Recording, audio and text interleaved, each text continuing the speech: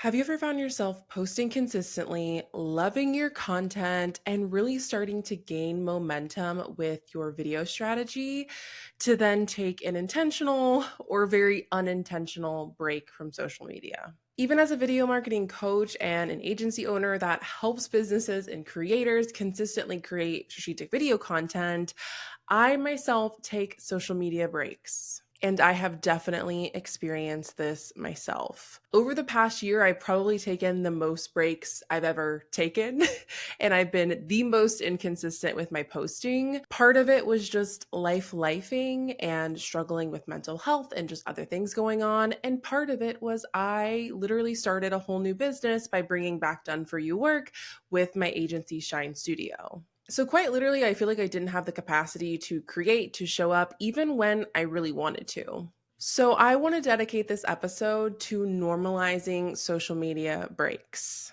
And I also want to discuss consistency, how we can define it for ourselves, and how to actually stick to it once we land on what consistency means for our strategy. When it's actually a really good idea to take a social media break, whether it's planned or unplanned, and what I recommend doing if you're on a social media break, and how to actually get back into posting and actually stick with it and keep your momentum. So I feel like it's important we first discuss consistency. And consistency does not mean I am posting multiple times a day and that is being consistent. There is not a set number or a frequency that all of us should be abiding to equate us to being consistent. I like to think of consistency more as a long game, and I want to use this analogy of fitness and wellness. I've been seeing the 75 hard kind of fitness trend where you like hit it hard for 75 days, you do 2 a days, you do all these really strict rules. But imagine doing this 75 hard fitness challenge and then afterwards, like literally never working out or eating healthy again and just going back to your past habits versus slowly but surely just living a healthier lifestyle, eating a little bit healthier, finding movement that you like, doing movement regularly, and maybe a week you're traveling, you don't do your workout. But when you get back, you'll get back into the swing of things. So instead of focusing on the immediate result and challenge of something like a 75 hard, you're really focusing on how can I be fit and healthy and prioritize my wellness more on a long-term basis, even if there's a few breaks in between. The exact same thing applies to your social media strategy. So when you're defining what consistency means for you, here's a few things that I would recommend considering. The first is what actually feels good and you actually like doing. So, what platforms, what types of content, and if you've been consistent before, what has that number been that feels like a sweet spot? Most importantly, you want to consider what you can actually maintain and what you have the capacity for. We all have things going on. Maybe you're a side hustler, maybe you're a parent, maybe you're a business owner. Whatever it is, we all have things that are really going to take our time, energy, and capacity away from things like creating content for our business. But it's important to be realistic of if you can't do multiple posts a day, which I honestly wouldn't even recommend, you absolutely don't need to. You could be posting 1, 2, 3 times a week if that's what you can maintain consistently. And that is the perfect number for you and your capacity. So, how much time do you honestly have to dedicate to your social media tasks? And then from there, how much content can you create on a consistent basis? Keeping in mind, it doesn't have to be a strict weekly schedule to be effective for you. And the last thing to consider with consistency is you can always update it, change it, and grow as you need to. So just decide on a starting point and what feels good now, knowing you can always increase it or even bring it back down if you need to. So let's discuss when you should take a planned or even unplanned social media break. The biggest one is if you are burnt out. If you are burnt out from creating, if you are burnt out from consuming, if you are just burnt out in general that has nothing to do with social media, being visible, being in your content, being creative is going to be very, very hard. And chances are you probably need to take a lot of other things in addition to being consistent on social media off your plate. The other one is when you just do not have the time, energy, capacity to prioritize certain things like creating content. For example, if you are experiencing a loss or you are experiencing a really hard time, or if you are building a whole new business and working on behind the scenes things in your business and social media on the priority scale just isn't at the top, that is okay. We need to kind of normalize that. Even as I've been building Shine Studio, yes, of course, I've been focusing on different things, but I haven't been like, I need to be creating content. I've been like, I need to work on systems and serving my clients and building my team and all these other things where content has just been a little bit lower on the priority scale for me. And the last one is if you feel like you are just going through the motions, you've been doing the same old, and it's not feeling good. And most importantly, it's not getting you results. Of course, you could keep posting, keep with it, but I much prefer to recommend let's take a pause, let's reevaluate, and then let's come back. So, this is a really important one to note because I hear this so many times of like, yeah, I haven't changed my social media strategy in a while. It's not really getting me results. I don't know the point. And really, what that type of person needs to be doing is like pushing pause and updating, reviving their strategy versus just like keeping it going for the sake of consistency.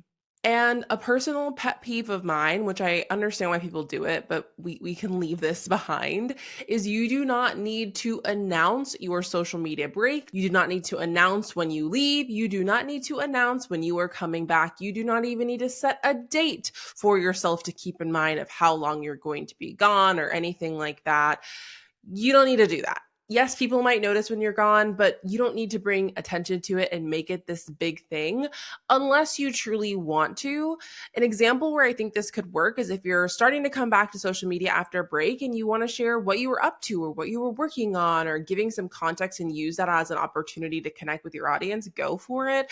But you don't need to be like, oh my gosh, sorry, fell off, was on a break. We don't need to do all of that. And I think that really just dials down to just normalizing social media breaks in general. At the end of the day, there are humans behind social media accounts, and it is like physically impossible unless there are team involved to just always be constantly cranking out content. Like I always see creators that maybe are like on maternity leave or things like that, and they're genuinely apologizing of like, oh my gosh, so much going on, like just had this whole life change. And it's like, no, we should normalize creators not having to batch ahead or post an update on stories when these types of things are happening. Or even if they want to just like go on vacation, like go on vacation. Yes, you can batch, you can prep a bunch of content before vacation. And I've done that in the past, but personally, I just don't do that anymore. Partially because I like to share and promote and engage on my content when I'm posting. And I personally just really like to not even think about my social media content until I'm back and then I'll share about things. I will say that as you're scaling and growing your business and you're looking to possibly outsource or get support with your content, this can be one of the really big benefits of outsourcing to an agency like Shine Studio because one of our clients literally does not even have social media on their phone. They're able to create content, they're able to be in touch with their community, but they don't have to be on social media. And even another one of our clients is actually going on maternity leave. And with her past maternity leave, she didn't prep any content. And it meant that she took almost a year off of posting. And so this time around, she has the support from me and my team. And so we're able to repurpose and create content and get ahead and batch and still have a social media presence even if our client isn't actively creating content or even on social media herself. So I really do think that can be a benefit as you grow and scale of like, you don't need to keep the ship going on your own if you have the capacity and the desire to bring on help. So if you're interested, we are taking on new clients for my agency for video content management, monthly retainers. So I'll leave all the details in the show notes. Most importantly, when we're talking about taking breaks on social media is try to ignore the what ifs. What if my account loses engagement? What if I lose followers? What if I get this important message? All of these types of things are going to come up. And in some instances, you probably won't see a huge difference in your engagement. In fact, I find when I go on vacation and then come back posting like fun recaps and stuff, my engagement is actually like through the roof usually after that. So sometimes it's kind of nice for people to miss you a little bit and to give your content a little bit of a break. But other times, yeah, if you're going to take months out of your content, you're probably going to have a little bit of a comeback phase that you're going to go through. But that doesn't mean don't take the break. It just means you can expect that to maybe happen. Okay, so what should you be doing during your break? The first is I recommend just deleting the apps off social media, because even if you're taking a break from posting, I also recommend taking a break from consuming. Use this time to rest and recharge. Get your batteries upright, take a little bit of a digital break, a digital detox, and that will help you come back even more creative than ever. Also, I want you to set aside some time. Maybe it's like 15, 30 minutes to just sit down and have a review. What was working? What really felt good? What were you excited about? What was getting results? And what wasn't? What wasn't feeling good? What wasn't getting you results?